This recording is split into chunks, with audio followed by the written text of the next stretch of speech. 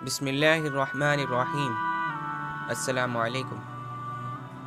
ایک شخص ریگستان میں سفر کر رہا تھا، تبھی اچانک وہ اپنا راستہ بھول گیا اور وہ ریگستان میں ادھر ادھر بھٹکنے لگا۔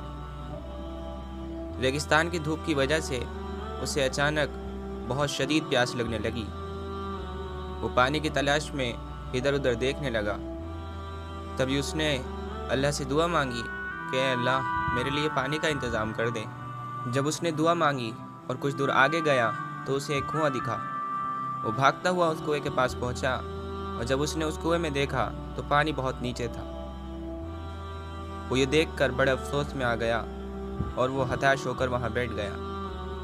تبھی اچانک وہاں پر ایک ہرن آیا اور اس نے اس کنویں میں جھانکا اور پھر آسمان کی طرف دیکھا۔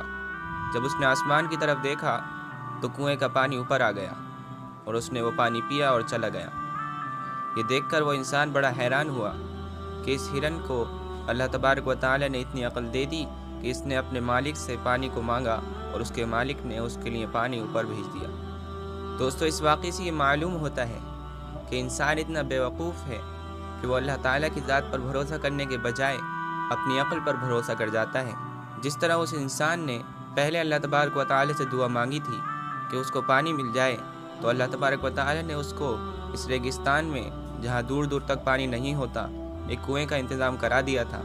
اگر وہ پانی کو نیچے دیکھ کر بھی اللہ پر بھروسہ کرتا اور اللہ سے دعا مانگتا تو اللہ تبارک و تعالی اس کے بھروسے کو پورا کرتے ہوئے اس کے لیے پانی اوپر لا دیتے۔ لیکن انسان اتنا بیوقوف ہے کہ اپنی عقل پر بھروسہ کرتا ہے۔ اس لیے دوستو، ہمیشہ اللہ تبارک و تعالی کی ذات پر بھروسہ ہونا چاہیے۔ ہماری عقل پر ہم بھروسہ کریں گے تو ہمیشہ دھوکہ کھائیں گے، کیونکہ اللہ تبارک و تعالی کے لیے کوئی کام بھی مشکل نہیں۔ بس ضرورت ہے تو اس سے دل سے مانگنے کی، تو وہ ناممکن کام بھی ہمارے لیے ممکن کر دے گا۔ دوستو، امید ہے کہ آپ کو میری بات سمجھ میں آئی ہوگی اور آپ کو یہ ویڈیو پسند آئی ہوگی۔